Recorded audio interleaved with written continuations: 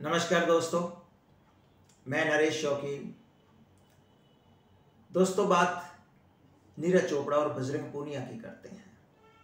लेकिन अगर मैं इस वीडियो में स्पोर्ट्स एरिना में जो उन्होंने कमाल करके दिखाया, टोक्यो ओलंपिक्स में जो गजब की परफॉर्मेंस उन लोगों ने दी, अगर उसका जिक्र करूँगा तो शायद आप बोर हो जाएंगे, क्योंकि आप इस बाबत बहुत कुछ देख चुके हैं, बहुत कुछ पढ़ चुके हैं, बहुत कुछ सुन चुके हैं। लेकिन मैं आपका ध्यान आकर्षित करना चाहूँगा इन दो अमेजिंग स्पोर्ट्स पर्सन्स की शख्सियत के उन पहलुओं पर जिसे शायद बहुत ज़्यादा हाईलाइट अखबारों में नहीं किया गया। दोस्तों, हम किसी इंसान की शख्सियत, उसके कैरेक्टर का अंदाज़ा कैसे लगाते हैं? उनकी भाषा, उनके शब्द, उनका व्यवहार, उनकी सोच, उनकी मानसिकता, उनके एक्शंस। आखिरकार इन्हीं बातों से तो हमें पता चलता है ना कि इंसान का चरित्र क्या है, उसकी फितरत क्या है। आप याद कीजिए, वतन लौटने के बाद जब नीरज और बजरंग पूनिया पत्रकारों से बात कर रहे थे, तो जिन बातों का उन्होंने जिक्र किया, जिन शब्दों का उन्होंने इस्तेमाल किया, उससे उनकी सोच का पता चलता है कि उनकी मानसिकता कैसी है। And what comes out of all this, I tell you, is two magnificent, amazing human beings. I would say they are the epitome of all the finest traits of human character. आप याद कीजिए कि नीरज चोपड़ा का ये कहना था कि मुझे और ज़्यादा खुशी होती अगर मेरे साथ पोडियम पर पाकिस्तान के जेवलिन थ्रोअर अरशद नदीम भी होते। कल्पना कीजिए, हम उस दौर में हैं जब पाकिस्तान शब्द का इस्तेमाल करना मात्र is contemptuously treated as a taboo in our country.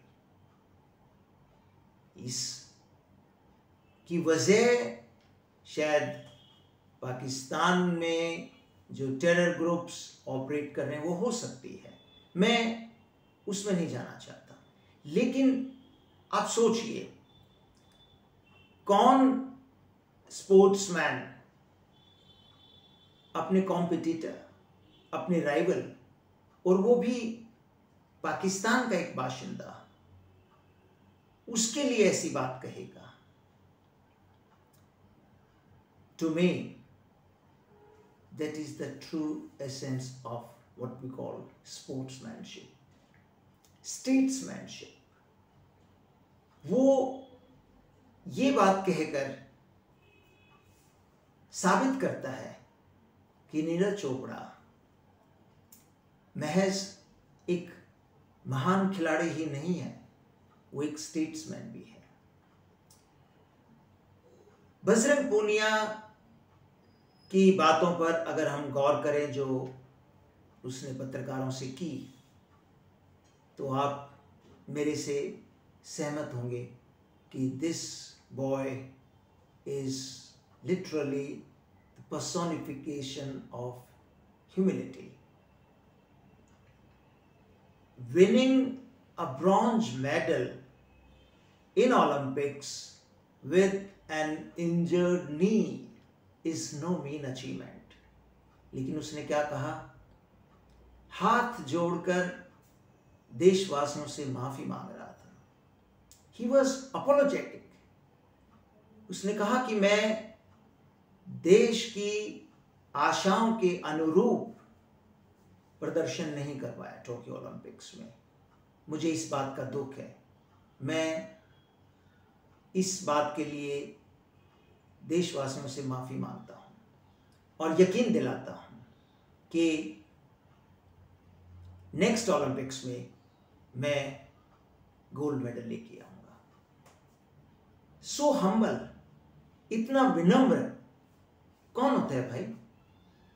आज की जनरेशन आप देख ही रहे होंगे, उनकी एरोगेंस, उनका एटीट्यूड. सड़क पर ऐसे चलते हैं मानो देश पर एहसान कर रहे हो. उस जनरेशन का एक शख्स इतना बड़ा अचीवर, ही इज अपोलोजेटिक कि वो सिर्फ ब्रॉन्ज मेडल लेके आया, वो गोल्ड मेडल लेके नहीं आया. नहीं तो आए दिनों आजकल हम देखते हैं कि जो होपलेस नॉन अचीवर्स हैं वो ग्रेट अचीवर्स को भी गालियां दे सकते हैं, कुछ भी कह सकते हैं. मैं इन बातों का जिक्र इसलिए कर रहा हूं क्योंकि मेरी नजर में ये केवल महान चैंपियंस ही नहीं है, केवल ग्रेट अचीवर्स इन स्पोर्ट्स ही नहीं है. ये लोग रोल मॉडल्स हैं और रोल मॉडल्स सभी के लिए, not only for the budding sports persons but for everybody, irrespective of age, caste, color, race or religion. गर्व है हमें कि वो सिर्फ चैंपियन स्पोर्ट्समैन ही नहीं है, स्टेट्समैन भी हैं. और मैं इन पहलुओं पर रोशनी डाल के ये गुजारिश करना चाहूंगा आप सभी से, let us get together to hail the heroes. Let us get together to appreciate the finest, the magnificent traits of human character. Let us get together, friends, to applaud the ambassadors of love and peace. Let us get together to salute the real essence of sportsmanship manifested by Neeraj and Bajrang Punia, the champions and the statesmen. Let us get together to celebrate the great